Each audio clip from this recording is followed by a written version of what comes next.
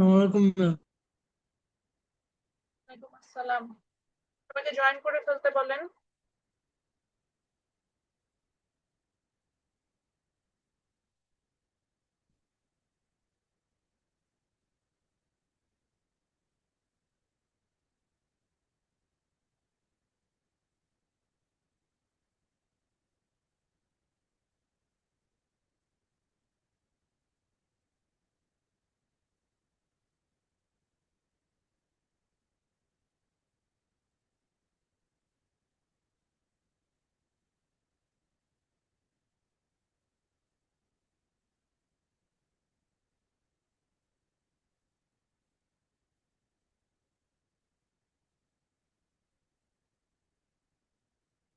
আচ্ছা, আমরা আমাদের ক্লাসটা শুরু করে ফেলি, কারণ তোমরা জয়েন করতে থাকো। আমরা আজকে ক্লাসের শুরুতে যেটা করবো সেটা হচ্ছে গিয়ে যে আমাদের মিড টার্মের আমাদের এক্সাম তো হয়নি, হয়েছে কি আমাদের এক্সাম? না ম্যাম, হয় নাই। হয় না। এটা হওয়ার সম্ভাবনা কবে আছে? ম্যাম ঈদের ম্যাম পরে একদম, ঈদের পর। ঈদের পরে যে মানে ছুটিগুলো। আপনাদেরকে মানে আমি ওটা একটু জানতে চাচ্ছি, এমনি কি কিছু জানিয়েছে? জি ম্যাম, বুঝিনি। মানে এক্সাম কবে হতে পারে, মানে কি ঈদের ছুটি বা 27 তারিখে ইউনিভার্সিটি ওপেন? 27 ম্যাম এই তারিখে ওপেনের আগে কোনো একটা নোটিশ দিবে, এমন কোনো কিছু লেখা ছিল এই মানে গত নোটিশে, যে একটা নোটিশ দিবে, সেই নোটিশের মাধ্যমে জানাই দেওয়া হবে যে পরবর্তী এক্সাম কবে হবে। আচ্ছা, তো নোটিস আমরা জেনে যাব এক্সাম কবে হবে, দেন হচ্ছে আমরা আমাদের প্রিপারেশন নিতে পারবো। আচ্ছা, ঠিক আছে। মানে এমনও হতে পারে 27 তারিখ আমাদের ইউনিভার্সিটি ওপেন হচ্ছে এক্সাম দিয়ে, এটাও তো হতে পারে। না ম্যাম, এরকম হওয়ার সম্ভাবনা নাই বললো, কারণ অনেকে হয়তো ঈদের মানে আসতে দেরি হতে পারে বা একটু সমস্যা হতে পারে, এই কারণে প্রথম হুম, 2-1 দিন দিবে না বললো কামরান আহমেদ স্যার, যে উনি বলছিল আর হুম, কি। হুম। এখন বাকিটা দেখা যাক, উনিও শিউর না, মানে একটা মতামত দিয়েছিল আর কি ক্লাসে। আচ্ছা, ঠিক আছে। তো তাহলে তারপরেও তো আমাদের পরীক্ষা করবো হচ্ছে একদম লাস্ট স্লটে, মানে ধরেন আমি ধরে নিলাম মানে মার্চের যদি এপ্রিলে ধরেন 1 তারিখ থেকে শুরু হলেও আমাদের প্রায় তারও 3-4 দিন পরে ক্লাস শুরু হবে, তাই না? 3-4 দিন জি পর ম্যাম। আমাদের এক্সামটা থাকবে। ঠিক আছে। ওকে, সো আমি যেটা একটু করব সেটা হচ্ছে আগে একটু মিড টার্মের সিলেবাসটা নিয়ে আজকে আবার একটু আলোচনা করবো, যেহেতু মিড টার্মের লাস্ট ক্লাসটা আমরা হচ্ছে যে একটা এক্সট্রা ক্লাস নিতে হয়েছিল আপনাদের, আহ, যেটা হচ্ছে আহ, মানে আমি কয়েক কিছু রেকর্ডেড ভার্সন ক্লাস দিয়েছি, সেটা তারপরে এক্সট্রা ক্লাস নিয়েছি। আজকে আমি একটা কাজ করব, সেটা হচ্ছে আপনাদের ক্লাসের রেকর্ডিংটা তো দিবই, তার সাথে হচ্ছে গিয়ে আমার আজকে সকালে আমি ক্লাস নিলাম মাইক্রো ইকোনমিক্স, ওদেরকে আমি পড়াই বিজনেসে। তো ওনাদের আবার হচ্ছে আপনার এলাস্টিসিটির এই টার্মটা আছে, মানে তাদের সাথে কিছু টার্ম সিমিলার ওদের পাবেন মিড পর্যন্ত, ফাইনালে আবার ওরা মাইক্রো পড়বে আর আপনাদের ম্যাক্রো পড়াবো, সেটা অন্য টার্মে চলে যাবে। তো ওখানে যেটা হবে যে কিছু মানে যেমন এলাস্টিসিটি আজকে ওদের ক্লাসে অনেক এলাবোরেটলি আমি জিনিসটাকে আলোচনা করেছি, এলাস্টিসিটি কি, এলাস্টিসিটি ম্যাথস গুলো নিয়ে আলোচনা করেছি। আবারও বলে দিচ্ছি, ম্যাথ থেকে আমি প্রশ্ন করি না, কিন্তু কনসেপ্টটা তো আমরা ক্লিয়ার করতে পারি। সেই কারণে ওই রেকর্ডিংটা থাকবে, ওটা আপনাদের জন্য না, ওদের ক্লাস আমি দিব, তো আমি আপনাদের সাথে শেয়ার করে রাখবো, আপনারা আপনাদের কাইন্ড অফ কনসেপ্ট ক্লিয়ার করার জন্য আপনারা একটু কনভিনিয়েন্ট টাইমে দেখে নিন। স্পেশালি এলাস্টিসিটি কনসেপ্ট যখন বোঝাচ্ছি, এলাস্টিক ইন এলাস্টিক, এই জায়গাটা অনেকগুলো আলোচনা করেছি, বড় একটা আলোচনা করেছি, মানে প্রায় 1.5 ঘন্টার উপরে ক্লাস নিয়েছি আমি। তো ওই জন্য বললাম যে ওদের ক্লাসটা একটু ফলো করো। তা আমি আজকে মিডের সিলেবাসটাই একটু ওভারভিউ করব। আমাদের নেক্সট উইকে আরো 2টা ক্লাস আমরা পাবো, 2টা না 1টা ক্লাস পাবো ঈদের আগে, তো আমি সেখানে হচ্ছে গিয়ে আপনাদের ফাইনালের সিলেবাস শুরু করবো। আজকে ফাইনালের সিলেবাস কি থাকবে সেটা সম্পর্কে জানাবো, কিন্তু ফাইনালের সিলেবাস মানে ফাইনালটা আমরা শুরু করবো এই বলতে চাচ্ছি। সো আমরা আমাদের লাস্ট যে টপিকটা আমরা স্টাডি করেছিলাম, যেটা নিয়ে আমাদের একটু কম পড়া হয়েছিল, সেটা হচ্ছে গিয়ে এলাস্টিসিটি এন্ড ইটস অ্যাপ্লিকেশন, এই টপিকটা। এবং এইটার জন্য আমরা আমাদের যে অরিজিনাল যে রেফারেন্স, দ্যাট ইজ পার্কিনের যে বইটা আমরা পড়ছিলাম প্রিন্সিপালস অফ ইকোনমিক্স, ওটা আমরা এখানে ফলো করি নাই। ওখানে আমরা এখানে ম্যানকিউ এর বইটার চ্যাপ্টার 5টা ফলো করেছি, because in this chapter the topic is more elaborate than that one. তো এখানে আমরা প্রথম যে কনসেপ্টটা পড়েছিলাম, এখানে এই এখানে আসলে আমরা এলাস্টিসিটি দুইটা টার্ম সম্পর্কে পড়বো। আমরা একটু কন্টেন্টে যদি দেখি, number one is price elasticity of demand and price elasticity of supply, এই দুটো নিয়ে আসবো। মানে সাপ্লাই এন্ড ডিমান্ড দুটোরই এলাস্টিসিটি আমরা এখানে স্টাডি করে থাকছি। তো এলাস্টিসিটি কি ছিল, আমরা ফিজিক্সে বা আমাদের সায়েন্সে যখন এলাস্টিসিটি আমরা দেখেছিলাম যে এলাস্টিসিটি মানে এখানে দুটা ভ্যারিয়েবল থাকে, একটা হচ্ছে প্রেসার বা ফোর্স, অ্যানাদার ওয়ান ইজ একটা বস্তুর যে আয়তন, যেটাকে আমরা বলি ভলিউম বা ভ্যালোসিটি, যেটা সেটা বলছি। তো এখানে আমরা দেখতে পাচ্ছিলাম যে ইফ ইফ এ প্রোডাক্ট, আমি লাইক আমি একটা যে কোনো একটা প্রোডাক্ট নিচ্ছি বা আমি একটা বস্তু নিচ্ছি, সেই বস্তুর উপর বল প্রয়োগ করলে যদি আয়তনের পরিবর্তন হয়, আবার বল অপসারণে তার আয়তন আগের অবস্থায় ফিরে আসে, এটাকে আমরা বলছিলাম এলাস্টিসিটি। আমরা যদি এখানে কি কনসেপ্ট নিই, এখানে দুইটা ভেরিয়েবল ইম্পর্টেন্ট, একটা হচ্ছে ফোর্স আর একটা হচ্ছে ভলিউম। সো ফোর্স এর কারণে ভলিউমের কি পরিবর্তন হচ্ছে, এটা কিন্তু আমরা বের করার চেষ্টা করছি। So force is the independent variable, অর্থাৎ এটা কারোর উপর ডিপেন্ড করে না। এন্ড ভলিউমটা হচ্ছে ডিপেন্ডেন্ট ভেরিয়েবল ছিল, যত আপনি বেশি ফোর্স স্প্রেড করবেন আপনার ভলিউমটা তত বেশি বাড়তে পারে, বা এরকমই তো বিষয়টা ছিল। তো এখান থেকে আমরা একটা কনসেপ্ট নিলাম, সেটা হচ্ছে যে একটা ইন্ডিপেন্ডেন্ট ভেরিয়েবল থাকবে এবং তার সাথে একটা ডিপেন্ডেন্ট ভেরিয়েবল থাকবে। ইন্ডিপেন্ডেন্ট ভেরিয়েবলটার উপর নির্ভর করেই আমার ডিপেন্ডেন্ট ভেরিয়েবলে কতখানি পরিবর্তন হচ্ছিল, সেটাই কিন্তু আমরা এলাস্টিসিটি টার্মটাতে বেসিকলি ফাইন্ড আউট করছিলাম। এটা সায়েন্সের ছিল। ইকোনমিক্সও কাইন্ড অফ সিমিলার। এটা মনে রাখার জন্য আমরা একটা সহজ উপায় বলেছিলাম। আপনারা যেহেতু এক্সাম হয়নি এই জন্য এত জিজ্ঞাসা করে নিলাম, তো আপনারা হয়তো পড়েনও নাই, এটাই হবে। তো তারপরেও একটু মনে রাখার সুবিধার্থে, যেমন এখানে আমরা একটা টার্ম নিয়ে খুব কথা বলবো, সেটা হচ্ছে PED, price elasticity of demand, যেটা নিয়ে আমরা ইনফ্যাক্ট ক্লাসটাও এটা নিয়েই করেছিলাম। PED, price elasticity of demand, এটা নিয়ে আমরা অনেক কাজ করেছি। তো পিইডি তে আমাদের যেটা বেসিকলি হয়েছিল যে প্রাইস এলাস্টিসিটি অফ ডিমান্ডে, আমাকে একটু টাইম অ্যালাউ করে, আমি সেখানে একটা ফাইল ওপেন করছি। তো প্রাইস এলাস্টিসিটি অফ ডিমান্ডে আমার কি হচ্ছিল, যে আমরা বলছিলাম যে এলাস্টিসিটি এখানে ওই ইকোনমিক্সে যখন আমরা স্টাডি করব তখন আমরা দেখব যে আমরা এখানে একটা ডিপেন্ডেন্ট ভেরিয়েবল পাবো এবং একটা ইন্ডিপেন্ডেন্ট ভেরিয়েবল পাবো, এবং ইকোনমিক্স এটা বলছে ডিপেন্ডেন্ট ভেরিয়েবল পাবো এবং একটা ইন্ডিপেন্ডেন্ট ভেরিয়েবল পাবো, এবং এখানে ওই ইন্ডিপেন্ডেন্ট ভেরিয়েবলের কারণে আমার ডিপেন্ডেন্ট ভেরিয়েবলে কতখানি পরিবর্তন হচ্ছে আমরা কিন্তু সেটাই ফাইন্ড আউট করার চেষ্টা করব এখানে। So price elasticity of demand নিয়ে যদি আমি বলতে চাই, আমি একটা ওয়ার্ড ফাইল এখন আপনাদের সাথে শেয়ার করবো, এটা দেখার জন্য আমি একটু লিখতে পারি। এই ফাইলটাও আমি দরকার হলে আপনাদের সাথে ম্যাটেরিয়াল হিসেবে শেয়ার করে দিই, যাতে আপনারা ম্যাথস গুলো বুঝতে পারেন। আপনাদের জন্য তো ম্যাথ পড়া সহজ। তো প্রাইস এলাস্টিসিটি অফ ডিমান্ড আমরা এই যে ম্যাথ করেছি, যে বললাম এটা আজকে সকালে ক্লাসে আমরা এটা করেছি। আমি পিডি ম্যাথস গুলো, যেহেতু ম্যাথস আপনাদেরকে তাদের ডিপার্টমেন্ট থেকে দিতে নিষেধ করেছে, এই জন্য ম্যাথস আমরা দিই। প্রাইস এলাস্টিসিটি অফ ডিমান্ড যদি আমরা দেখি,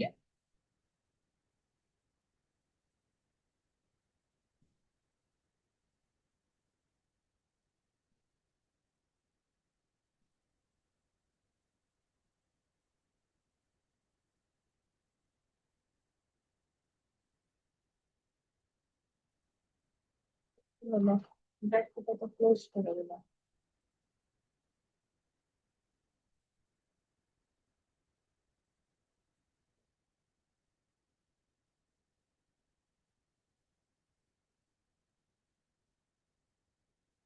আচ্ছা, এখানে লেখাই যাচ্ছে না, একটা টাইটেল দিতে চাচ্ছিলাম কিন্তু ওটা হেডারে চলে যাচ্ছে, তো আমি নিজেই যাই। তো ধরেন আমরা যদি প্রাইস এলাস্টিসিটি অফ ডিমান্ডের কথা চিন্তা করি, টার্মটা আমরা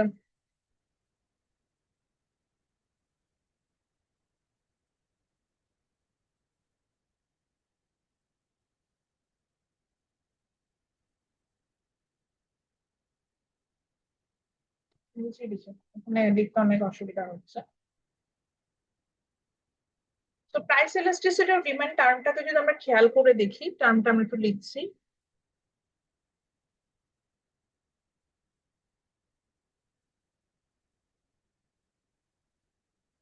প্রাইস এলাস্টিসিটি অফ ডিমান্ড টার্মটাকে যদি নোটিস করি, তো এখানে যেটা ছিল সেটা হচ্ছে গিয়ে যে আমাদের ইন্ডিপেন্ডেন্ট ভেরিয়েবলের সাথে ডিপেন্ডেন্ট ভেরিয়েবলটা আমরা কতটুকু চেঞ্জ হবে সেটা আমরা ফাইন্ড আউট করার চেষ্টা করছিলাম। তো আমরা এটা বোঝার জন্য আমরা খুব ইজি একটা ফরম্যাট মনে রেখেছিলাম, সেটা হচ্ছে এলাস্টিসিটি যেটা ছিল যে টার্মটা, এটার আগে যে টার্মটা হবে, এলাস্টিসিটির আগে আমার যে টার্মটা থাকবে, যেমন আমার এখানে এলাস্টিসিটির আগে আমরা টার্ম দেখতে পাচ্ছি হচ্ছে আপনার প্রাইস। তো এলাস্টিসিটির আগে যে টার্মটা থাকবে সেটাকে আমরা বলবো হচ্ছে আমার এখানে ইন্ডিপেন্ডেন্ট ভেরিয়েবল, এবং এলাস্টিসিটির পরে যে টার্মটা থাকবে যেমন এখানে আছে হচ্ছে ডিম্যান্ড, এটা হবে আমার ডিপেন্ডেন্ট ভেরিয়েবল। তাহলে ইন্ডিপেন্ডেন্টটা চেঞ্জের জন্য ডিপেন্ডেন্ট কি হচ্ছে তো সেটাই বের করার চেষ্টা করবো। তো প্রাইস elasticity of demand, এই যে শর্ট ফর্ম এটাকে আমরা বলছি হচ্ছে PED. Price elasticity of demand means how much your quantity demand will change for a unit changing price. আবার বলছি price elasticity of demand means how much your quantity demand or how much quantity demand for a product will change if there is a unit change in price. That means here the price is the independent variable. That means it doesn't depend on anything. It means that if price increases or decreases, how much there is a changes in demand, we are going to calculate from here. So this is called PED. অর্থাৎ আমার demand কিন্তু এখানে independent হচ্ছে না, এখানে ডিমান্ডটা আমার dependent হয়ে যাচ্ছে। কারণ কি? কারণ এখানে প্রাইসই কিন্তু doesn't depend on anything. So ও ওর মতো চেঞ্জ হবে। এখন হতে পারে প্রাইস এখানে বাড়তে পারে, আমরা সেটাও দেখবো, আবার কমতে পারে সেটাও দেখবো। সো যখন এই যে প্রাইস বাড়া কমা এটার উপরে ডিপেন্ড করে আমরা দেখবো যে আমার ডিমান্ড কার্ভে একটা পরিবর্তন হচ্ছে, that would be consider as price elasticity of demand. For your kind information, এটা আমি ওই যে আবারও বললাম, এটা বানায় টানায় কিছু বলছেন, আমরা ডেফিনেশনটা পড়েছিলাম যদিও ক্লাসে। তো সেম কথাটা এখানে লেখা আছে, that is price elasticity of demand measures how much quantity demand of a good respond to a change in the price of that good. That means একটা প্রাইসের কোয়ান্টিটি ডিমান্ড পরিবর্তন হলে প্রাইসের কোয়ান্টিটি ডিমান্ড কতখানি পরিবর্তন হয় two respond the change in price, এটাই আমরা এখানে বের করার চেষ্টা করছি। আচ্ছা, এটার সাথে যদি আমরা কনসিডার করি, সেই কনসিডারেশন থেকে আমরা একটা জায়গাতে আসি। পিইডি এর কনসেপ্ট আমাদের কাছে ক্লিয়ার, এটা তো বুঝি আমরা যে প্রাইস elasticity অফ ডিমান্ড কি, বুঝি? আজকে তো আমরা দুপুর বেলা ক্লাস করছি, আমি তো ঘুমায় যাওয়ার কোনো কারণ দেখি না আমি। আসিফ, আপনি না ঘুমায় ম্যাম, আছেন ঘুমাই কেন? নাই। আচ্ছা, ধরেন আর একটা জায়গায় আসে, যদি আমি ডিমান্ড না লিখে সাপ্লাই বলতাম তাহলে আমরা কি বুঝতাম? সাপ্লাইয়ের কতখানি পরিবর্তন হবে যদি প্রাইসের একটা পরিবর্তন, এরকম। তো এরকম ধরে সাপ্লাই না হয়ে ধরেন আমি এখানে আসি ইনকাম আসলাম, এরকম অনেকগুলো টার্ম আছে, ইনকাম আসলো, তাহলে আমরা দেখতাম যে ইনকামের কতখানি পরিবর্তন হবে যদি আমার প্রাইসের কোনো পরিবর্তন। তারপরে ধরেন আর কি আনবো, আমরা মাথায় কিছু আসতেছে না, ধরেন নাম্বার অফ বায়ার্স, এরকম হয় যে প্রাইসের পরিবর্তন হলে মার্কেটের নাম্বার অফ বায়ার্স এর কতখানি পরিবর্তন হবে, সেটা হয়তো ওই এলাস্টিসিটি টার্ম থেকে বের। এখন আমরা একটা ছবি আঁকবো, আপনার অবস্থা যদি কনভিনিয়েন্ট হয় তাহলে অবশ্যই আমার সাথে আজকে ছবিটা আঁকবেন, কারণ এই এখন যে কাজটা করছে এটা আমাদের পরীক্ষায় থাকবে, যে এই জায়গাটাতে আমরা এখন চলে গেলাম।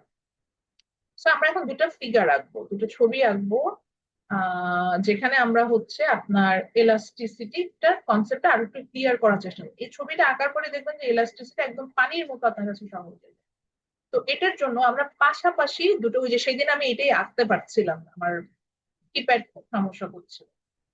সো আমরা এটার জন্য পাশাপাশি দুটো ছবি আঁকবো। সো যারা আঁকছেন পাশাপাশি আঁকবেন, বা যখন আমার রেকর্ডেড ভার্সন দেখেও আঁকবেন, এটা আঁকতেই হবে, আদারওয়াইজ এটা মানে পরীক্ষায় যাই ইনস্ট্যান্ট আঁকতে গেলে কখনোই, আপনি যতই ভালো স্টুডেন্ট হন না কেন, কখনোই ঠিক হবে না। আচ্ছা, সো আমরা কি করবো, পাশাপাশি দুটো আমি ডিমান্ড দুটা কার্ভ ড্র করব। এই কারণে আমি হচ্ছে গিয়ে আপনার যেটা করলাম যে দুটো ড্র করে নিলাম, এবং দেন আমি একটা ডিফারেন্ট কালার নিচ্ছি যাতে আমার জন্য ইজিয়ার হয়। তো আমি লেফট সাইডে যে ছবিটা নিচ্ছি সেটাকে আমি বেশ স্টিপার রাখছি, মানে লাইক ওই যে আমরা স্টিপার কার্ভ করেছিলাম, যে কার্ভটা ট্যানজেন্টটা অনেক কম হবে, আমরা এটাও পড়েছি এবার মিডে আমাদের আছে। তো এই আমি বুঝছি, বা তো যদি না বুঝে যে এই কার্ভটা খুব দ্রুত শার্পলি উঠে যায়, সেটাকে আমরা স্টিপার বলেছিলাম। ইন দ্য সেম ওয়ে আমরা আর একটা কার্ভ নিচ্ছি যেটা এটার অপোজিট ছিল, দাঁড়ান এটা হলো না, আমরা একটা ফ্ল্যাটার কার্ভ আঁকার চেষ্টা, ফ্ল্যাটার মানে যেটার চেঞ্জেসটা আমরা খুব বেশি মানে ইয়াতে দেখতে পাচ্ছি। আমরা একটা ফ্ল্যাটার কার্ভ আঁকার চেষ্টা করলাম, আমার একটু বাঁকা হয়ে গেছে, আর একবার একটু চেষ্টা করি। আমরা একটা ফ্ল্যাটার কার্ভ আঁকার চেষ্টা করছি, তো ফ্ল্যাটার কার্ভ আঁকলাম, এবং যেখানে কি হলো, আচ্ছা আবার আসছি। তো আমি একটা স্টিপার কার্ভ এঁকেছি প্রথমে, তারপরে আমরা লেফট সাইডে একটা ফ্ল্যাটার কার্ভ আঁকার চেষ্টা করছি, মানে এটা যাতে চেঞ্জেসটা খুব বেশি পরিবর্তন হচ্ছে এটা দেখানো যায়। এরপরে যারা ছবিটা আঁকবেন তারা এই পর্যায়ে যেটা করবেন যে এখন আমি যে ফরম্যাটে ফলো করছি ঠিক এইভাবে আঁকবেন। আমরা দুটো কার্ভে সিমিলার দুটো পয়েন্ট নেওয়ার চেষ্টা করছি। Similar point in the sense আমি বলতে চাচ্ছি যে আমি হচ্ছে প্রাইসের দুটো প্রাইস নেবো, দুটো কোয়ান্টিটি নেবো, কিন্তু চেষ্টা করবো যে দুইটা কার্ভে প্রাইসটা আমার এখন সেম আসে এরকম টাইপের আমি নেওয়ার চেষ্টা করবো। তা আমি কি করলাম, আমি আমার রাইট যে কার্ভটা ছিল সেখানে প্রথমে একটা প্রাইস নিয়ে নিলাম। আগে কিন্তু ছবিটা আঁকতে হবে, কার্ভটা আঁকতে হবে, তারপরে আমরা প্রাইস এন্ড কোয়ান্টিটি। আমি লেফট সাইডের ফিগারে একটা আপার সাইডে একটা প্রাইস ঠিক এইখানে যেই চেঞ্জেসটা নিয়েছি সিমিলারলি পাশের প্যারালাল কার্ভও আমি সিমিলার ডিস্টেন্সে একটা প্রাইস আমি নিলাম। বড় হয়ে গেল মানে বের হয়ে গেল, সেটা সমস্যা না। দেন যে প্রাইস থেকে আমি পেলাম সেই প্রাইস আমি কোয়ান্টিটিটাও বের করলাম। এখন আমরা এই কার্ভ থেকে কোয়ান্টিটিটা বের করে নিচ্ছি।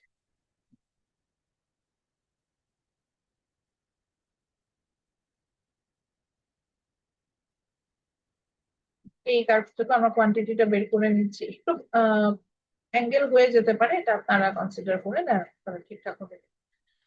দ্য সেম ওয়ে এখানে ধরেন এটার প্রায় হাফ আমরা প্রাইসের একটা চেঞ্জেস আনবো, তো আমরা অর্ধেক একটা প্রাইস আমরা নিলাম। ধরেন বেশ বড়খানি পরিবর্তন আনবো, সেম এখানে যতটুকু ডিস্টেন্সে নিলাম এখানেও সিমিলার প্রাইস চেঞ্জটা দেখায়। এখানে আমি একটা প্রাইস, দেন এখান থেকে আবারও দুইটা কার্ভ থেকে again we find out the change in quantity.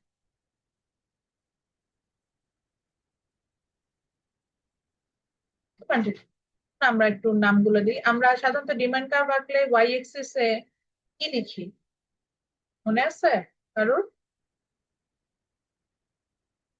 Y এক্সিসে dependent variable হয়।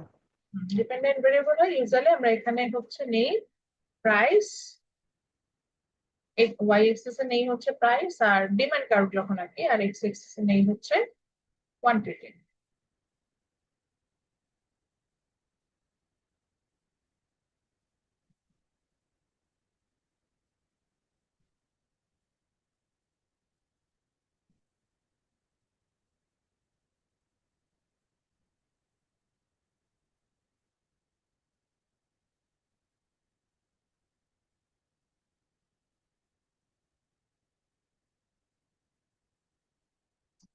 তারপরে আমরা প্রাইস এন্ড কোয়ান্টিটিটা left side right side both সাইডে দেখাবো।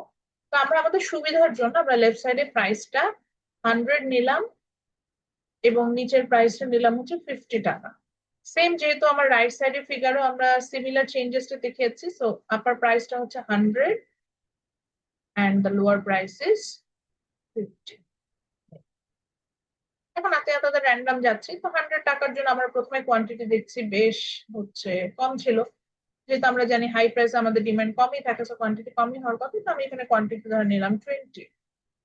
পরে দেখলাম যে প্রাইস কমে 50 হয়ে গেল, তারপরে একটু ডিমান্ড বেড়েছে, তো ডিমান্ড বেড়ে এটাও এই 20 থেকে খুব বেশি ডিস্টেন্স না, সো আমি এটাকে নিলাম ধরেন 30।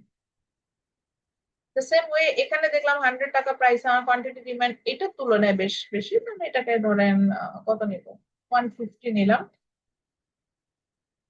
আর 50 টাকা প্রাইস আমরা দেখতে পেলাম যে কোয়ান্টিটি ডিমান্ড বেশ অনেকখানি বেড়ে গেছে, সো আমি এটাকে 400 নিলাম।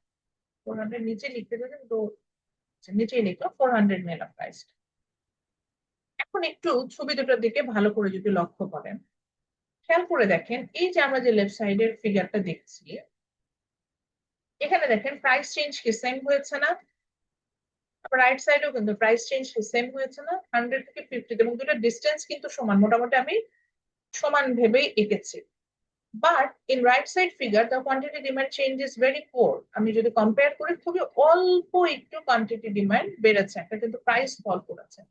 But in the right side figure similar price change হয়েছে, দ্যাট মিনস প্রাইসটা হাফ হয়ে গেছে, but the quantity demand is increase a lot. Like if we compare with the left side figure, here the increase in quantity demand at least 4 times higher than this one.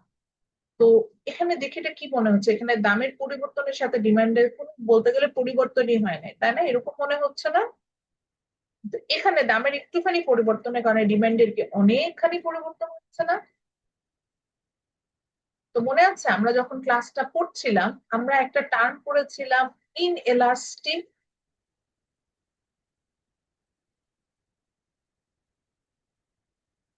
মনে আছে ইনএলাস্টিক demand curve এরকম দেখাচ্ছিলাম,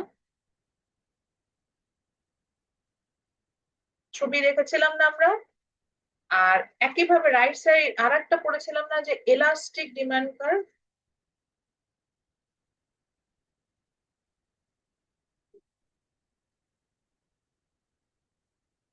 এরকম পড়েছিলাম না? So basically ইনএলাস্টিকটা কি? ইনএলাস্টিকটা হচ্ছে, ইনএলাস্টিক না বুঝি, জাস্ট যদি ইনএলাস্টিক টার্মটাই চিন্তা করি, ইনএলাস্টিক means less flexible and elastic means more flexible. So here when there is a changes in price, our quantity demand is less flexible, but here in the right side figure, when our quantity demand is when there is a changes in price, our quantity demand is more flexible. So যখন আমি এরকম demand curve দেখবো এবং যেখানে দেখবো যে if we compare with the changes in price with the quantity demand, এই price চেঞ্জের সাথে কোয়ান্টিটি ডিমান্ডটা খুবই পোর, কোনো চেঞ্জই হচ্ছে না, then we will say that it belongs to a inelastic demand curve. এই যে প্রাইস elasticity of demand থেকে আমরা বুঝলাম যে প্রাইসের পরিবর্তনের সাথে এখানে কোনো ডিমান্ডের পরিবর্তন, so that's why it belongs to an inelastic demand curve. And when if we compare with the changes in price with the quantity demand, it's really high, so this kind of product will belong to an elastic demand curve, that means more flexible demand curve.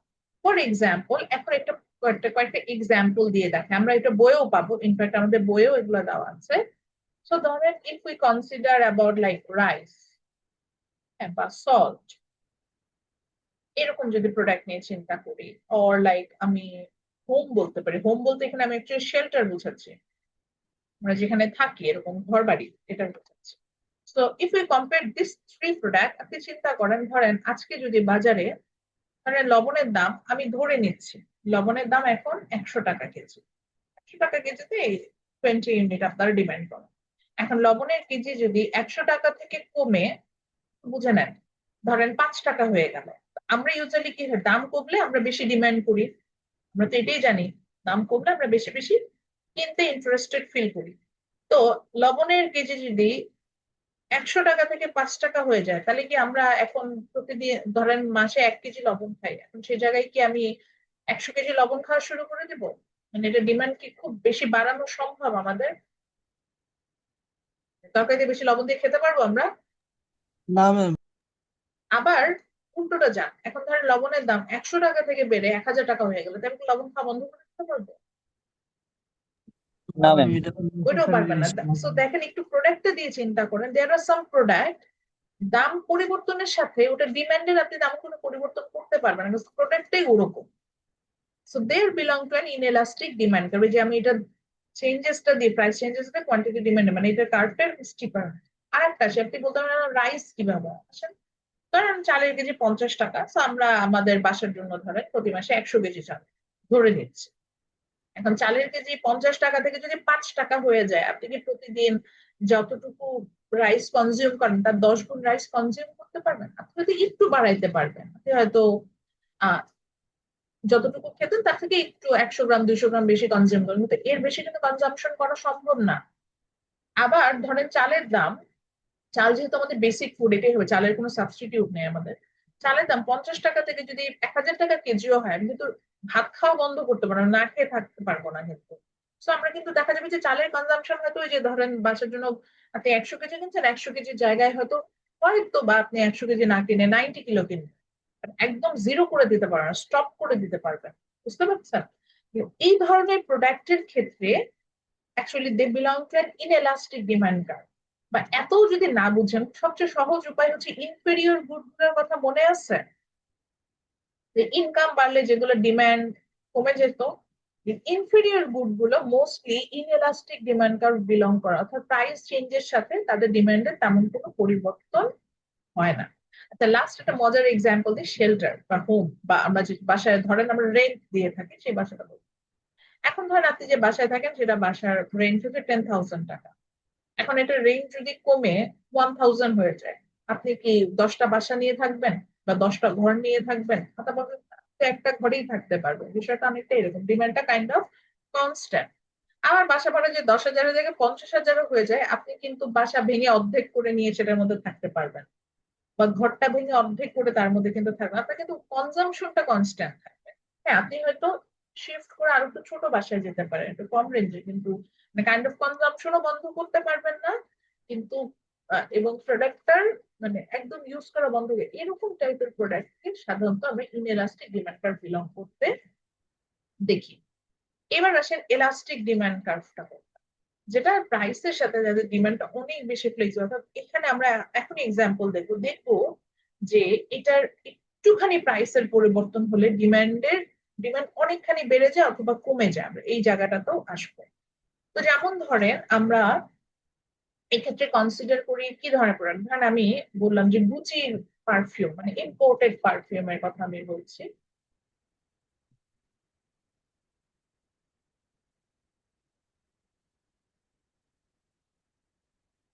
বা ধরেন আমি ইয়ার কথা বলি, চকলেটের কথা বলতে পারি,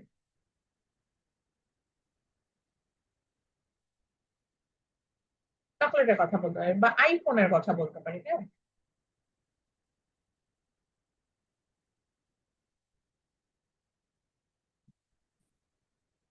এখন এই যে যে তিনটা প্রোডাক্ট লিখলাম, এই তিনটা প্রোডাক্টের ক্ষেত্রে খেয়াল করে দেখেন।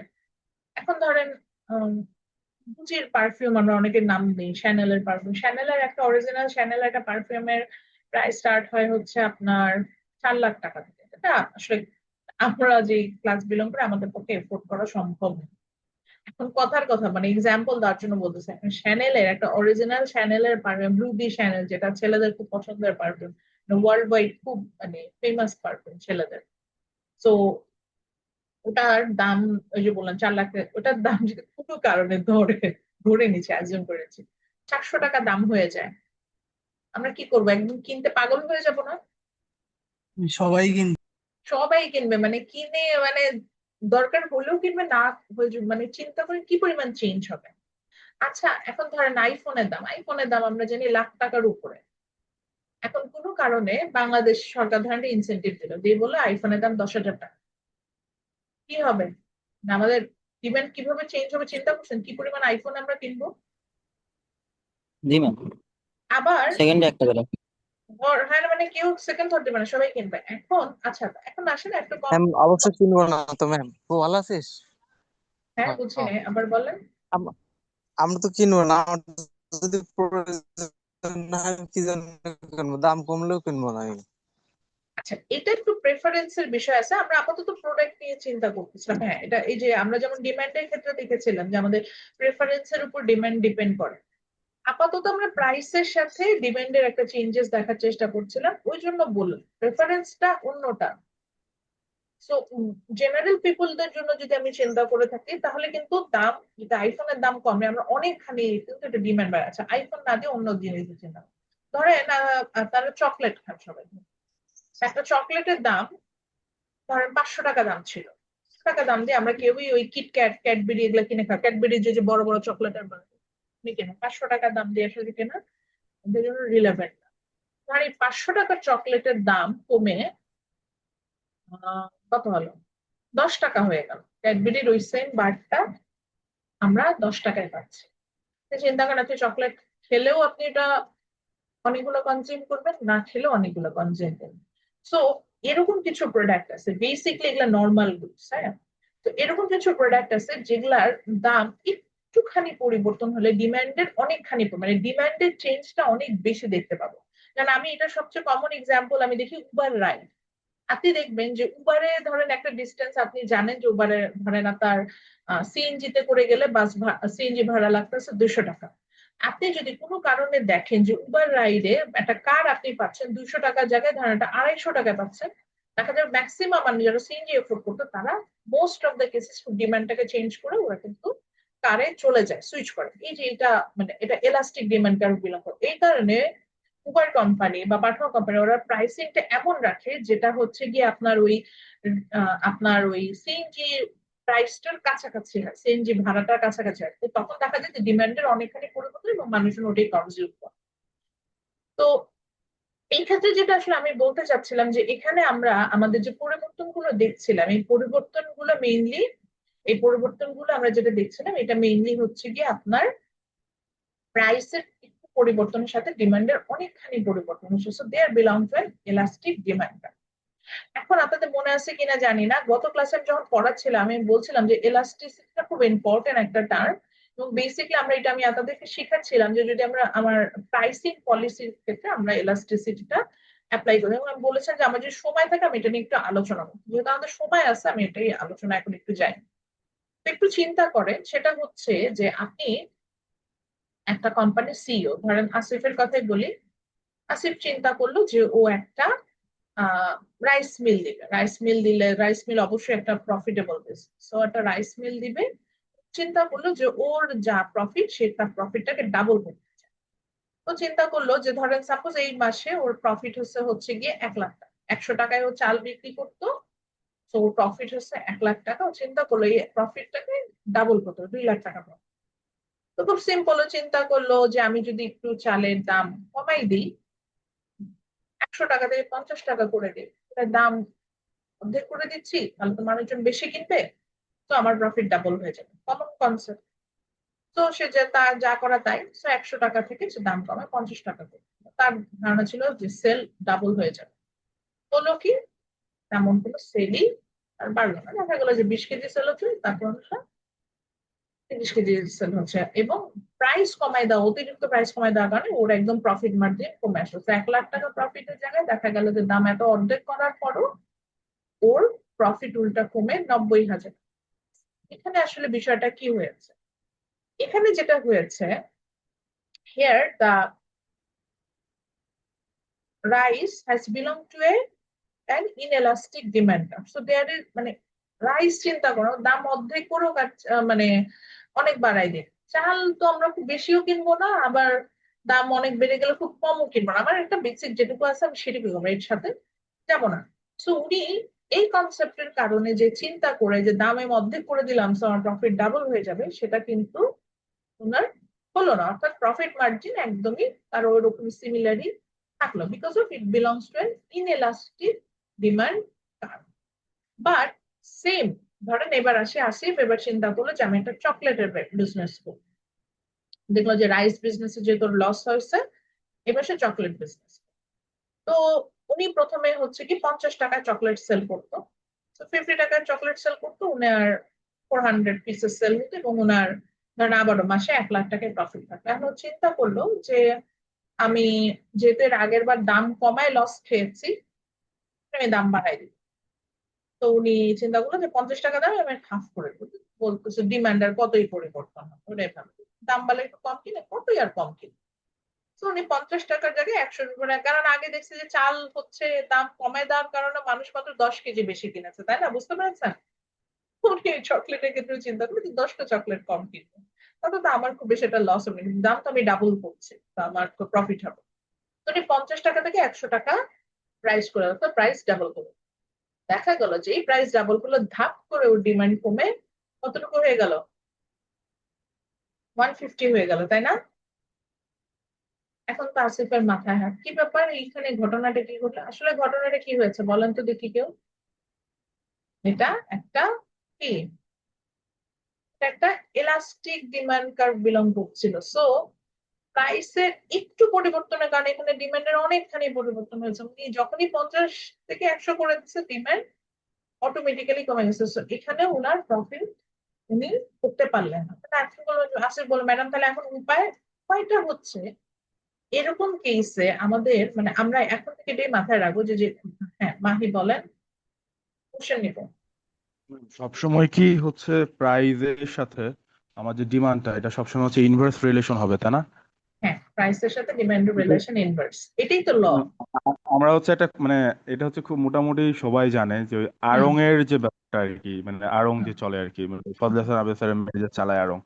হুম তো উনাদের হচ্ছে মানে আগে এখন যে লেভেলে সেল হয়, আগে কিন্তু এইভাবে করে তারা হচ্ছে মানে মার্কেটটা ধরতে পারে নাই।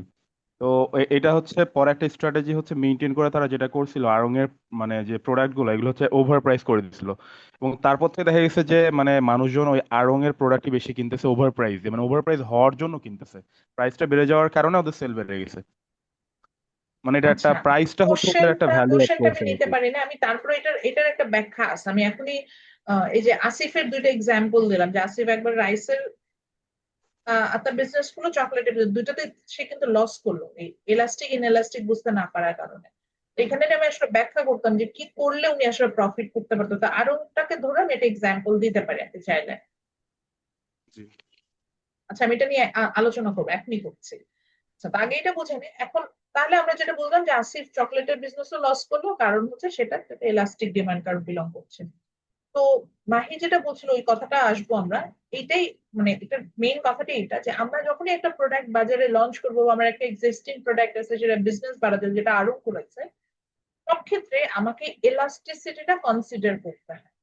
এলাস্টিসিটিটা যদি আমার হচ্ছে গিয়ে বেশি না থাকে, মানে এলাস্টিসিটি যদি আমি কনসিডার না করি, অর্থাৎ ইলাস্টিক ডিমান্ড কার্ভ বিলং করে আমি দামের একটা বিশাল পরিবর্তন করে, আমি যেমন আমি আমার ডিমান্ডের ইনফ্লুয়েন্স বলতে পারবো, তেমনি ইলাস্টিক ডিমান্ড কার্ভ বিলং করছে, সেখানে আমি না বুঝে দাম অনেকখানি কমাইলাম বা বাড়াইলাম, তখন আমি বিজনেসে বিশাল একটা লস করবো।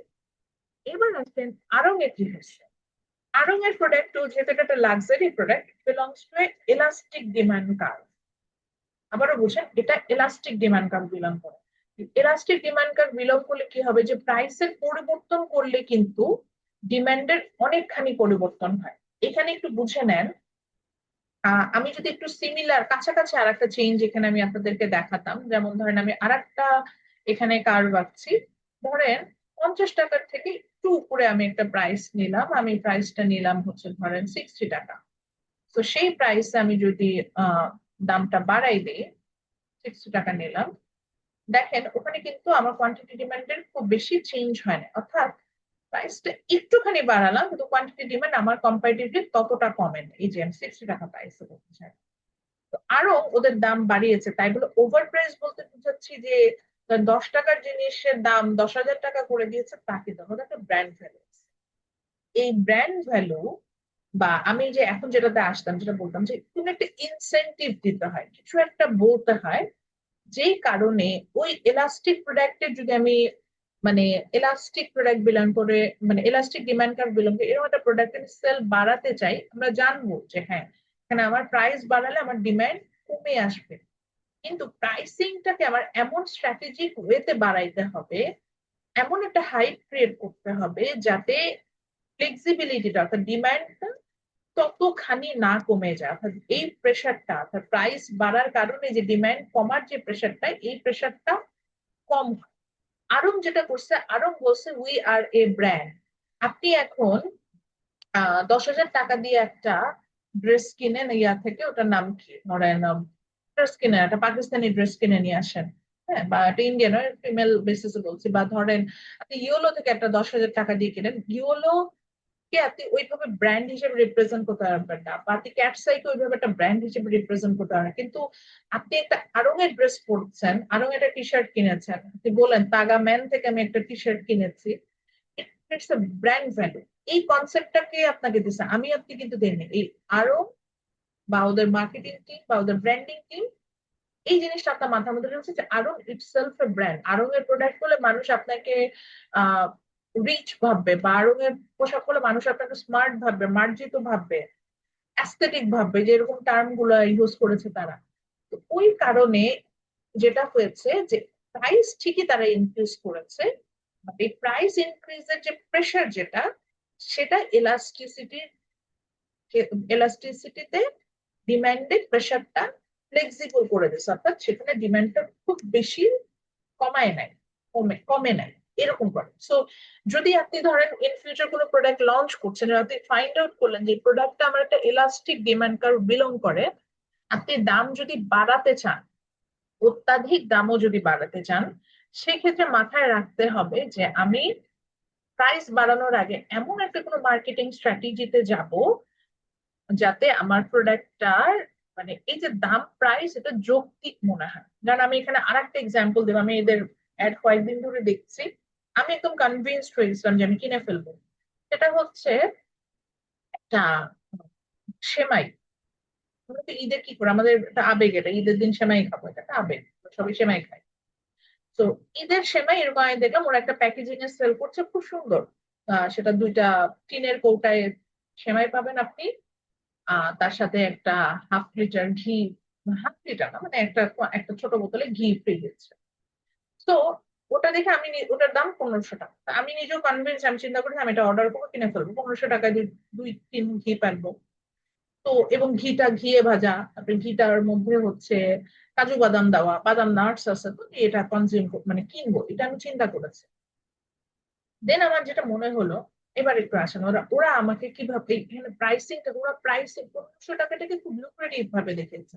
প্রথমে দেখেছে যে অরিজিনাল প্রোডাক্টের দাম হচ্ছে 7900, মানে 1700 টাকা। আমার কাছে মনে হচ্ছে 1700 টাকা না, অ্যাকচুয়ালি 1800 টাকা। এটাও কিন্তু প্রাইসিং করার একটা পলিসি। দেখবেন যে most of the cases round ফিগারের দাম বলে না, বলে 7900। আপনার ব্রেন তখন ক্যাচ করবে যে দাম হচ্ছে 1700 টাকা, নট 1800। বাট এটা যে 1800 টাকা থেকে 1 টাকা কম, এটা খেয়াল করে না। তারপরে আসেন, তারপর ওরা অনলাইনে বিজ্ঞাপন দিচ্ছে যে এটার নাম ওরা এটা 1800 টাকার জিনিস, ওরা 1700 টাকার জিনিস ওরা দিচ্ছে যে 1400 টাকা, যে কাইন্ড অফ 1499।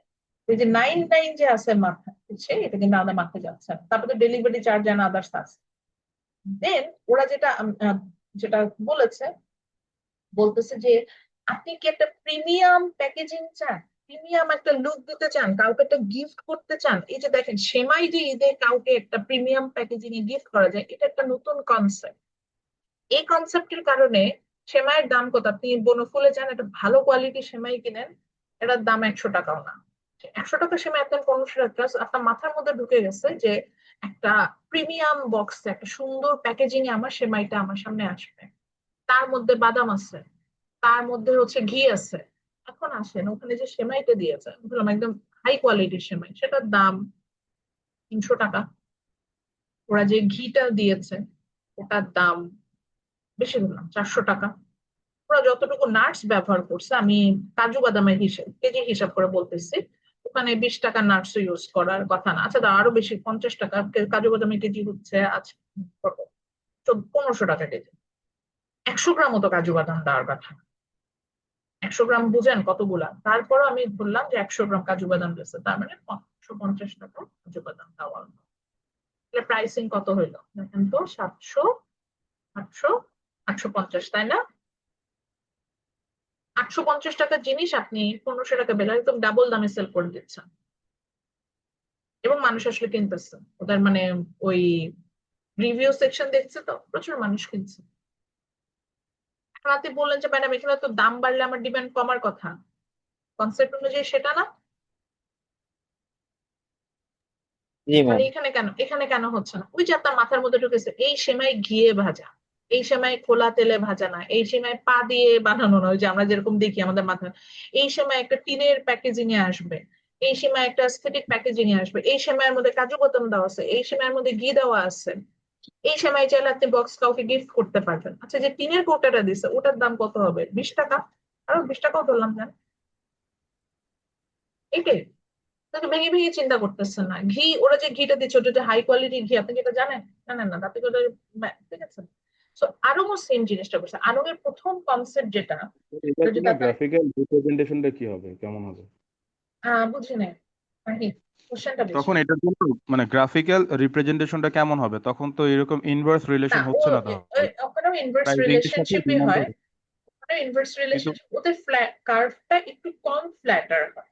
আমি ওটাইকে দেখাইতে পারি। মানে এখানে যেমন প্রাইসিং, অনেক, এখানে যেমন কিন্তু ম্যাম অনেক প্রাইসিং এর বেশি। সাথে সাথে তো, প্রাইসিং এর সাথে সাথে তো আপনার ডিমান্ড বাড়লো এখানে, মানে প্রাইস বাড়ার সাথে সাথে ডিমান্ড তো বাড়লো, কমে নাই তো। না, এখানে প্রাইস বাড়ার সাথে সাথে ডিমান্ড বাড়ে নাই। প্রাইস বাড়ার সাথে সাথে যেটা হয়েছে, নাম্বার অফ সেলার অ্যাকচুয়ালি, মানে সরি, নাম্বার অফ বায়ার এখানে বেড়ে গেছে। এই জন্য আপনার কাছে মনে হচ্ছে প্রাইস বাড়ার সাথে সাথে ওদের ডিমান্ড বেড়ে গেছে। ধরেন আরং যখন বলছে যে আমি একটা নাম্বার অফ বায়ার আর the amount you are going to sell, মানে ডিমান্ড, ইন্ডিভিজুয়াল ডিমান্ড, এটা টোটালি ডিফারেন্ট কনসেপ্ট। মানে বাজারে ক্রেতার সংখ্যা আর একটা ক্রেতা কতটুকু কিনছে, এটা কিন্তু ডিফারেন্ট কনসেপ্ট। আমি এখানে একজন ক্রেতা কতটুকু কিনছে সেটা নিয়ে আমি প্রাইস এলাস্টিসিটি অফ ডিমান্ড নিয়ে আলোচনা করছি, আরো টোটাল সেল নিয়ে কিন্তু কথা বলছেন। এটা ইন্ডিভিজুয়ালি। তাও আমি আপনাকে জিনিসটা বোঝাচ্ছি, ওদের কার্ভটা এতটা ফ্ল্যাটারও না, ওদের কার্ভটা তখন অনেকটা কম ফ্ল্যাটার হয়। সো প্রাইসের চেঞ্জেস এর সাথে ওদের কোয়ান্টিটি ডিমান্ডের পরিবর্তনটা মোটামুটি কম। আচ্ছা, আর একটা জিনিস যেটা এখানে আড়ং এর কাজ হয়, যেটা আমি বলতে চাচ্ছিলাম, বলতে বলতে আপনি আরো বলতে চাইলেন। ধরেন আড়ং এ এখন আগে 2 জন ক্রেতা যেত, এখন 10 জন ক্রেতা যাচ্ছে।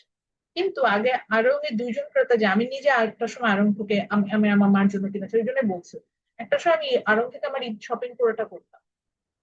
এখন আমি করি না, বিকজ আড়ং এ আগে ঈদ শপিং করতে গেলে ধরেন 5,000 ঊর্ধ্বে 7,000 এর মধ্যে আমি সবার জন্য কিনে ফেলতাম। আমার বাসার 5 জন 7 জন ফ্যামিলি মেম্বার আছে, কেনা হয়ে যেত। পাঞ্জাবি বলেন, বাচ্চাদের ড্রেস বলেন, সব। আর এখন আড়ং এ একটা ড্রেসের দামই মানে 10,000-এর নিচে না। তো আমি কি করছি, আমি ধরলাম যে আমি আড়ং ব্র্যান্ড হিসেবে কিনতে, তখন আমি আগে আড়ং থেকে 10টা প্রোডাক্ট কিনতাম, এখন কিন্তু আমি আড়ং থেকে একটা কিনছি। আমি কিন্তু ইন্ডিভিজুয়ালি আমি আমার কোয়ান্টিটি অফ ডিমান্ড কমাই দিচ্ছি। To get my point. আপনি বলতে পারেন আড়ং এর তাহলে প্রফিট হইতেছে কেন, ওরা বলতেছে তো সেল বাড়ছে। কিন্তু ওই যে আড়ং যেহেতু ব্র্যান্ড ভ্যালু ক্রিয়েট করছে, তো এখন আগে একজন মানুষ 2টা মানুষ কাস্টমার আড়ং এ যেত, এখন যাচ্ছে 10টা কাস্টমার। 10টা কাস্টমার ইন্ডিভিজুয়ালি একটা করে প্রোডাক্ট কিনছে। আগে হয়তো 2টা কাস্টমার 3টা করে প্রোডাক্ট কিনতো, 3 × 6টা সেল হতো। কিন্তু 10টা কাস্টমার যখন যাবে, ব্র্যান্ড ভ্যালু ক্রিয়েট হয়েছে, সো তারা একটা করে প্রোডাক্ট কিনলেও তো তাদের 10টা সেল, মানে মানে কি বোঝাবো, কোয়ান্টিটি অফ সেল তো তাদের বাড়বে। মানে ব্যাখ্যাটা বুঝতে পেরেছেন আপনি?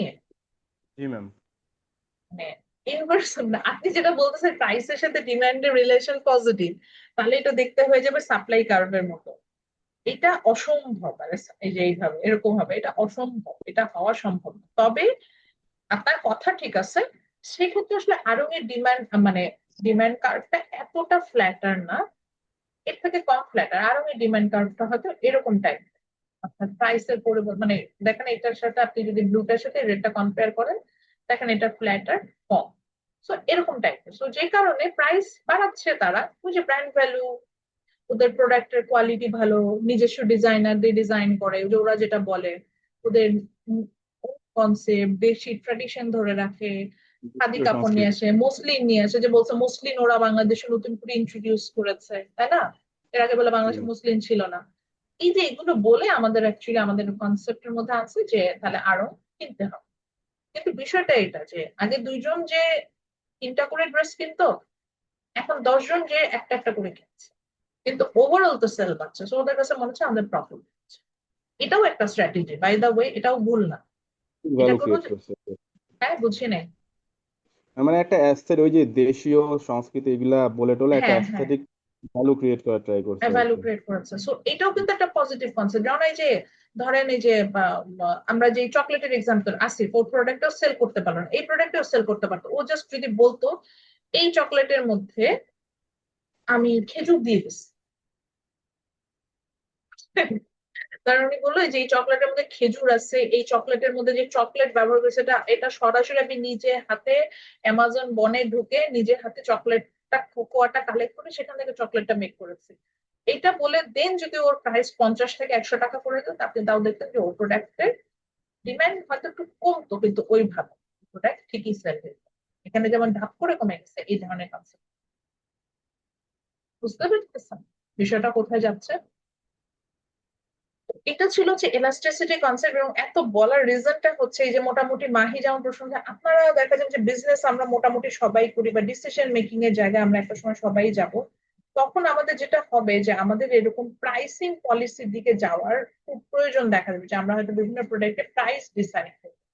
তখন যদি এলাস্টিসিটি কনসেপ্টটা আমাদের থাকে, তাহলে আমরা খুব ইজিলি দেখা যাবে যে আমরা মানে এই কনসেপ্টটা ব্যবহার করে আমরা খুব সুন্দর হচ্ছে আমরা প্রোডাক্টের প্রাইসটা ঠিকঠাক মতো ডিসাইড করতে পারছি। আচ্ছা, এখানে দেখেন একটা রিয়েল ওয়ার্ল্ডে কিছু এলাস্টিসিটি দেওয়া আছে, আমি এটা নিয়ে আসবো এখনই। তার আগে আমরা যেটা পড়ছিলাম 94 পেজ আমাদের ছিল, এখন দেখেন এখন কনসেপ্টটা কিন্তু আমাদের কাছে অনেকটাই ইজি লাগবে। যেমন আমরা দেখেছিলাম যে এলাস্টিক তো বুঝলাম, ইনএলাস্টিকও বুঝলাম। সো ইনএলাস্টিক যেখানে ফ্লেক্সিবিলিটিটা কম, সেখানে দেখেছেন যে প্রাইস পরিবর্তনের সাথে ডিমান্ডের খুব বেশি পরিবর্তন হয় না। আর যদি একদমই পরিবর্তন না হয়, তখন আমরা এটাকে বলছিলাম যে পারফেক্টলি ইনএলাস্টিক ডিমান্ড কার্ভ। আর এখানে যখন এলাস্টিক ডিমান্ড কার্ভ হচ্ছিল, তখন এটাকে বলছিলাম ইনএলাস্টিক ডিমান্ড। আচ্ছা, এখানে একটা ভ্যালু আছে, এই কারণে আমি আবার একটু ওয়ার্ড ফাইলটাতে যাচ্ছি। এলাস্টিসিটি আমরা সাধারণত একটা ফর্মুলা দিয়ে মেজার করে থাকি, ফর্মুলাটা হচ্ছে এটা। এই ফর্মুলাতে এটাও বলে দিই এই Q1 Q2 টা কি। এই ফর্মুলাতে ইউজুয়ালি যেটা হয় যে ওল্ড যে প্রাইস বা কোয়ান্টিটি থাকে সেটাকে আমরা P1 এইভাবে নিই, নিউ প্রাইস বা নিউ কোয়ান্টিটি যেটা থাকে সেটাকে P2 বা Q2 দিয়ে মেজার করি।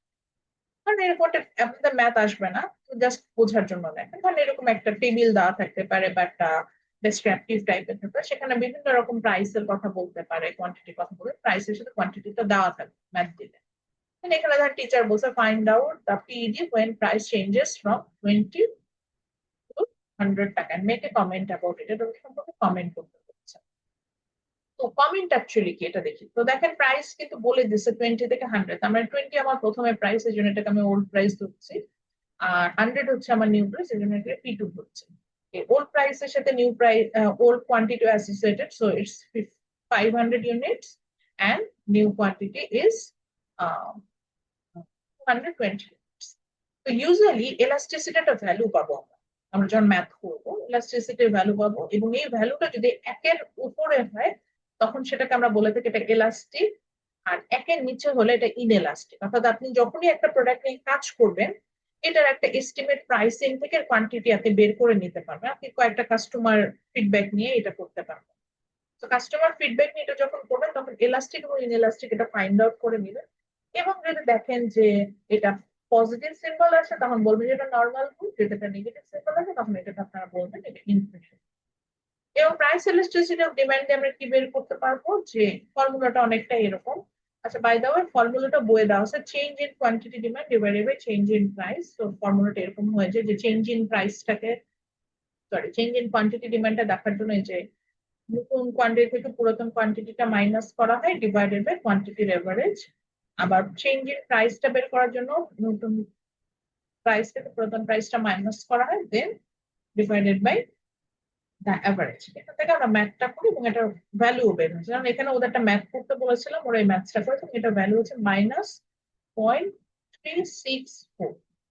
যে মাইনাস দেখে আমরা বুঝলাম যে যেহেতু মাইনাস সিম্বল থাকলে আমাদেরকে বলে এটা ইনফেরিয়র গুডস, আমরা তখন বলবো যে এখানে যে প্রোডাক্টটা নিয়ে আলোচনা হচ্ছে ইনফেরিয়র গুড, এবং এটা ইনএলাস্টিক ডিমান্ড কার্ভ বিলং করে, যেটার ভ্যালু হচ্ছে একের কম। এবং এই ভ্যালু দেখেও বোঝা যাচ্ছে কিরকম, অর্থাৎ আপনি যদি এখানে দাম 1% চেঞ্জ করেন, বুঝেন, তাহলে কোয়ান্টিটি ডিমান্ডে চেঞ্জ হবে হচ্ছে 0.3%, অর্থাৎ 1%-এরও কম। তার কথা ধরেন ম্যাডাম এখানে যদি 10 থাকতো তাহলে আমি বুঝতাম, ধরেন যে এখানে যদি 10 থাকতো তাহলে আমি বুঝতাম যে যদি দাম 1% চেঞ্জ হয়, ধরেন 1% বাড়িয়েছে, তাহলে কোয়ান্টিটি ডিমান্ড 10% কমে যায়। তার মানে এই প্রোডাক্টের ক্ষেত্রে দাম যদি ইনএলাস্টিক ডিমান্ড হতো, আমি যদি 1% দাম বাড়াই, আমার কোয়ান্টিটি ডিমান্ড 0.3% কমে যাবে, এরকম হবে। সো আরং এর হয়তো এলাস্টিসিটিটা এরকম খুবই কম, ধরেন আরং এর এলাস্টিসিটি ধরেন 1 পয়েন্ট সামথিং এরকম। তার মানে প্রাইস 1% বাড়ালে ডিমান্ড 1% কম। খুব বেশি তাদের জন্য কিন্তু ক্ষতির বিষয়, এইভাবে তারা প্রাইসিংটা করছে। তো আমরা বইয়েও দেখতে পাবো। এখন আসেন এই যে বইয়ে, আচ্ছা এই চ্যাপ্টারটার এই পেজটার আগে একটু যাই, এটা উপরেই ছিল। রিয়েল ওয়ার্ল্ডে কিছু প্রোডাক্ট এলাস্টিসিটি দেখিয়েছে, যেমন দেখেন x, health care, cigarette, rice, housing. যে হাউসিং যেমন বলছে 0.7, মানে যেমন বলছিলাম না যে হাউসিংটা ইনএলাস্টিক ডিমান্ড কার্ভ বিলং করে, আপনার দাম 1% বাড়লে এটার ডিমান্ড 0.7, অর্থাৎ 1%-এরও কম কমে যাবে। কিন্তু দেখেন মাউন্টেন ডিউ, সফট ড্রিঙ্কস, তো দাম আপনি 1% বাড়ালে প্রায় 4.5% ডিমান্ড কমে যাবে।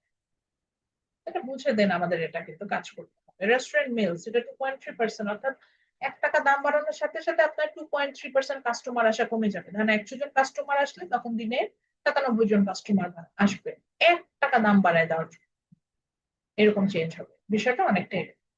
তো আমরা যখন এই ছবিটা এঁকেছি, সেই ছবিটা তো দেখেন এখানে কিন্তু এই ভ্যালুটা নিয়েও কথা বলেছে, যেমন ইনএলাস্টিক ডিমান্ড কার্ভ, এখানে বলছে এলাস্টিসিটি লেস দেন 1। আমরা এখনই দেখে আসলাম যে ইনএলাস্টিক ডিমান্ড কার্ভ হলে এলাস্টিসিটি লেস দেন 1 হয়, সেটা আমরা ছবিতে দেখেছি।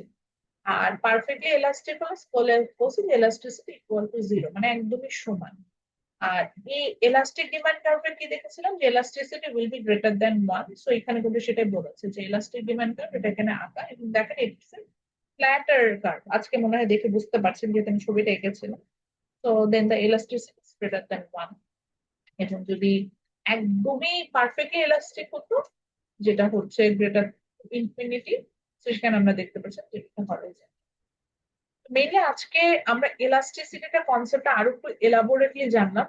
ম্যাথ করাইলাম না বিকজ হচ্ছে ম্যাথস আমাদের পরীক্ষায় আসে না, মানে পরীক্ষায় আমি আপনাদের ম্যাথসটা দেই নাই, এটা আপনাদের ডিপার্টমেন্টের রিকোয়ারমেন্ট ছিল, তাহলে ম্যাথটা দেওয়াই আমার কাছে পারফেক্ট মনে হয়েছিল। ম্যাথটা দেয়নি, কিন্তু ইলাস্টিসিটি কনসেপ্ট থেকে আমাদের কোশ্চেন আসে, তো আমরা তো জানি যে আমাদের কোশ্চেনটা কোথা থেকে আসতে পারে।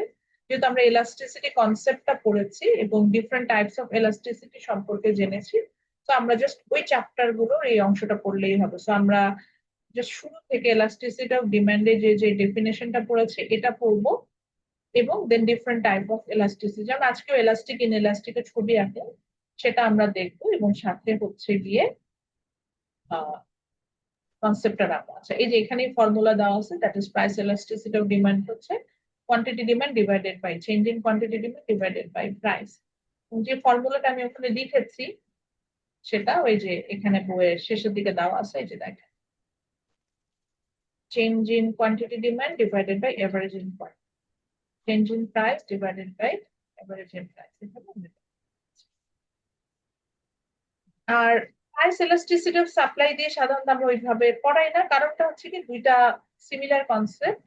সিমিলার কনসেপ্ট কিরকম, যেমন প্রাইস এলাস্টিসিটি অফ ডিমান্ড বুঝলে একই জিনিস, তাহলে যেই সাপ্লাই কার্ভটা বেশি ফ্লেক্সিবল হবে সেটা হচ্ছে এলাস্টিক সাপ্লাই কার্ভ, যেটা লেস ফ্লেক্সিবল হবে সেটা ইনএলাস্টিক সাপ্লাই কার্ভ। একই রকম এখানে আমরা প্রাইস পরিবর্তনের সাথে সাথে সাপ্লাইয়ের পরিবর্তনটা দেখবো।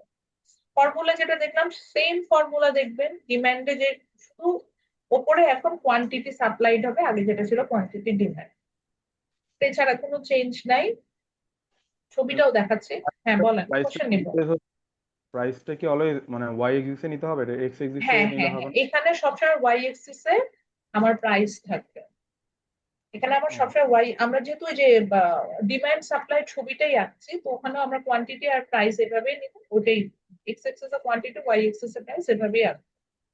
আচ্ছা, তো ঠিক একইভাবে দেখেন এই সাপ্লাই কার্ভটা খুবই স্টিপার, অর্থাৎ খুব খারাপ ভাবে উঠে গেছে, সেখানে প্রাইসের পরিবর্তনের সাথে সাপ্লাই তেমন কোনো পরিবর্তন হয়নি, সো এটা ইনএলাস্টিক সাপ্লাই কার্ভ। আর এখানে দেখতে পাচ্ছি এই সাপ্লাই কার্ভটা বেশ ফ্ল্যাটার, সো প্রাইস পরিবর্তনের সাথে সাথে সাপ্লাইয়ের অনেকখানি পরিবর্তন হয়েছে, তো এটাকে আমরা বলেছি এলাস্টিক সাপ্লাই। মোটামুটি এই দুটো কনসেপ্ট, এলাস্টিক ইনএলাস্টিক, ডিমান্ডের ক্ষেত্রে কি কিরকম থাকে, সাপ্লাই ক্ষেত্রে কিরকম থাকে, মোটামুটি এগুলা নিয়ে আলোচনা করলেই কনসেপ্টটা কি।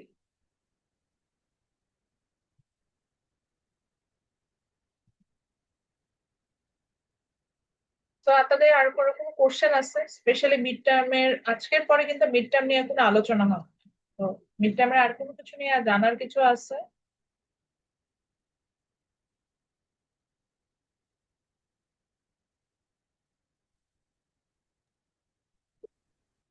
কেউ কোনো কথা বলেন, আমার কথা শুনতে পাচ্ছেন না? জি ম্যাম। মানে আর কি কোনো কোশ্চেন আছে মিড টার্ম থেকে? না ম্যাম। না ম্যাম। ঠিক আছে, তো আমি একটু অ্যাটেন্ডেন্সটা নিয়ে ছেড়ে দিব। ম্যাম আজকে যে চ্যাপ্টার পড়লাম এটাও কি মিডের মিডের এটা মিডের সিলেবাস, হ্যাঁ সিলেবাসের হ্যাঁ, ভিতরে? এটা মিডের ক্লাসে ছিলেন না, আমি একটা এক্সট্রা ক্লাস নিয়েছিলাম, ওই ক্লাসে এটা ম্যাম নিয়ে ছিলাম আলোচনা। তো ম্যাম। ওই হ্যাঁ, যে খুবই শর্টকাটে পড়িয়েছিলাম না, আজকে একটু হ্যাঁ ম্যাম, জিনিসটা। রাতে ওই যে ক্লাস করতে করতে হ্যাঁ ঘুমায় হ্যাঁ, পড়ছিলাম ম্যাম, এই কারণে আমি তো অ্যাটেন্ডেন্সও দিতে পারি না মনে হয়। পরে দেখি যে ক্লাস শেষ হয়ে গেছে। ও আচ্ছা ঠিক আছে, ওটাই সন্ধ্যার ইফতারের সময় ক্লাস পরপরই ক্লাস নিয়েছি। ছিল, হ্যাঁ সবগুলা ইফতারের পরপরই। সবগুলা টপিক হ্যাঁ হচ্ছে ম্যাম। সিরিয়ালি, একটু ওই যে টিমসে লিখে দিলে মনে হয় ভালো হবে মিডের। উম, আমি তো আসলে সাজেশন দিই না, টপিক না লিখে ম্যাম, দিতে সাজেশন আমরা বলতেছেন? টপিক, হ্যাঁ টপিক গুলো শুধু। আচ্ছা ঠিক আছে, আমি সময় করে দিব। টপিক ঠিক হচ্ছে আছে। আমি একটু বলে দিই, চ্যাপ্টার 1, চ্যাপ্টার 2, চ্যাপ্টার 3 আর 4 এর অ্যাকচুয়ালি যে প্রাইস এলাস্টিসিটি অফ ডিমান্ডটাই পড়বেন। এখানে শুধু প্রাইস এলাস্টিসিটি অফ ডিমান্ড আর প্রাইস এলাস্টিসিটি অফ সাপ্লাই, এই দুটার ডেফিনেশন করবে যে এই দুটা কি, আর এই ছবিগুলো আসবে যে এলাস্টিক হলে কেমন হয়, ইনএলাস্টিক হলে কেমন হয়, পারফেক্টলি এলাস্টিক হলে কেমন হয়, পারফেক্টলি ইনএলাস্টিক হলে কেমন হয়, এই ছবিগুলো। তাও এটা সাপ্লাইটা না শিখলে হবে, এটা ডিমান্ডেডটা শিখতে হবে। আর ডিমান্ড সাপ্লাই থেকে কোশ্চেন কেমন আসবে, আমি কি ডিমান্ড থেকে প্রশ্ন করেছিলাম না ইয়াতে সিটিতে? আপনি বলছিলেন জি ম্যাম, ডিমান্ড সিটিতে চেঞ্জের ডিমান্ড বিষয়গুলো। হ্যাঁ, ওখানে দেখলেই দেখবেন যে ওইটা একটু সলভ করে ওই ধরনের কোশ্চেন আসতে পারে। আর ওইটা ওইরকমই প্যারালাল কোশ্চেন আসবে সাপ্লাই। আচ্ছা, তারপর আমি টপিক গুলো লিখে দিব। আর চ্যাপ্টার 1 চ্যাপ্টার 2 এর কোশ্চেন কেমন হতে পারে, যেমন পিপিএফ থেকে কোশ্চেন কেমন আসতে পারে, কনসেপচুয়াল কোশ্চেন গুলো, এগুলো নিয়ে আলোচনা করেছে। রেসপন্সটা যাতে এই ঈদের ছুটি কাটানোর পরে ম্যাম এই মিডের সবকিছু ভুলে যাবো ম্যাম, কিছু মনে থাকবে না। আমি তো আজকেই দেখতে পাচ্ছি আপনাদের আমি ক্লাস নিচ্ছি, কিন্তু আপনাদের কোনো তেমন কিছু মনে নাই এলাস্টিসিটি নিয়ে। এই জন্য আমি জিনিসটা আরেকবার আলোচনা করলাম। এবং এই জন্য এটার আপনাদের ক্লাস না, ইনফ্যাক্ট আমি 2টা রেকর্ডেড ম্যাম, ভার্সন ক্লাস দিচ্ছি। ডেফিনেশন টাইপের কোনো কোশ্চেন থাকবে? হ্যাঁ, ম্যাথমেটিক্যাল কোশ্চেন থাকবে। ম্যাথমেটিক্যাল কোশ্চেন তো বুঝতেই পারছেন, পিপিএফ থেকে ছাড়া আমরা পড়ি নাই। আর হলো কার্ভ গুলো, যে ডিফারেন্ট টাইপের কার্ভ, যে কার্ভ ইন ইকোনমিক্স, যেটা গ্রাফস ইন ইকোনমিক্স, এই চ্যাপ্টারটা আমরা পড়েছি। ওখানে যে রিলেশনশিপ গুলো দেখেছি তাই না, যে পজিটিভ রিলেশনশিপ কি, অপোজিট রিলেশনশিপ কি, অপোজিট মানে ইনভার্স। এই অপোজিট রিলেশনেই কিন্তু ফ্ল্যাটার কার্ভ কি ছিল, স্টিপার কার্ভ কি ছিল, যে ভুলে গেছেন, যে এটাই হচ্ছে ঝামেলা। জি ম্যাম। ঈদে আরো ভুলে যাবে সব। বুঝবেন না একটু ওই, আপনাদের অনেকগুলো রেকর্ডেড ভার্সন ক্লাস দেওয়া আছে, একটু মাঝে মধ্যে ওই যে আমি যেটা করি 2% স্পিড দিয়ে দেখবেন যে কি বলতেছে এই মহিলা ক্লাস, ওগুলো দেখলেও শুরু অনেক হয়ে গেল, কিছু বুঝতে হবে না। পরে ক্লিয়ার হবে। আচ্ছা, পরীক্ষা উপায় নেই। আচ্ছা, একটু রেসপন্স করেন।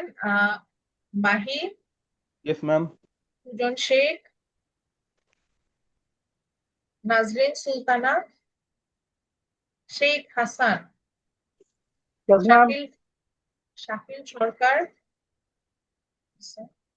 Rakibul Islam, present ma'am. Sakhawat Hossain, yes ma'am. Rahmatullah Sarkar Nahid, yes ma'am. Sohel Rana, Zakaria, ma'am, Shuvo, Tarikul Islam, Rajin Ahmed Midul, present ma'am. Ankur Das, Alif, yes ma'am. Parvez Hasan, present ma'am. Arifur Rahman Ashek, Nahid Hasan, yes ma'am. Rajib Pal, yes ma'am. Asif Ali. Rajib আজকে সবার আগে ক্লাসে জয়েন করেছে। Asif Ali, Jisan Mahmud Ovi, yes ma'am. শাহেদ, জিসান মাহমুদ ওভি আছেন? Present miss. ঠিক আছে। Shahed Molla, Shakil Molla, yes ma'am. শাহেদ না শাকিল, কে রেসপন্স করলেন? ম্যাম দুইজনই শাকিল আছে মোল্লা ম্যাম। ম্যাম। না, শাহেদ দুইজন। মোল্লা ম্যাম কিছুক্ষণ আগে প্রেজেন্ট দিছিল এখন। ফাহাদ হোসেন, আব্দুল হাদি। Present ma'am. এই কার কিছু খুব সুন্দর পাখি ডাকছে, কার ব্যাকগ্রাউন্ডে সুন্দর পাখি ডাকছে?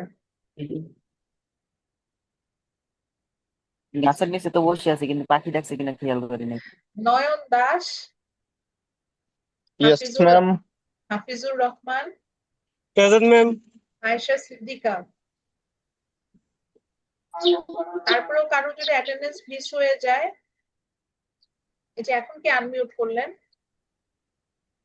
ফাহাদের পিছে পাখি ডাকছে। ম্যাম এখানে অনেক পাখি আছে। যাদের যদি কারোর অ্যাটেন্ডেন্স মিস হয়ে যায়, তারা একটু হ্যান্ড রেইজ করেন। আমার হিসাবে একজনের মিস হয়েছে। ঠিক আছে, তাহলে তো আমার হিসাব ভুল। ঠিক আছে, থ্যাংক ইউ এভরিওয়ান। তাহলে আমাদের নেক্সট ক্লাস হচ্ছে স্যাটারডেতে, আমাদের স্যাটারডেতে অন টাইমে ক্লাস হবে, যেটা টাইম তো টিল দেন সবাই ভালো থাকেন। আর রামাদানের শেষ 10 দিন খুবই ইম্পর্টেন্ট, চেষ্টা করুন একটু ইবাদত করতে ভালোভাবে। আচ্ছা, আল্লাহ আসসালামু জি হাফেজ, ম্যাম, আসসালামু দোয়া আলাইকুম। করবেন। ওয়ালাইকুম আসসালাম, আসসালামু আসসালামু আলাইকুম। আলাইকুম।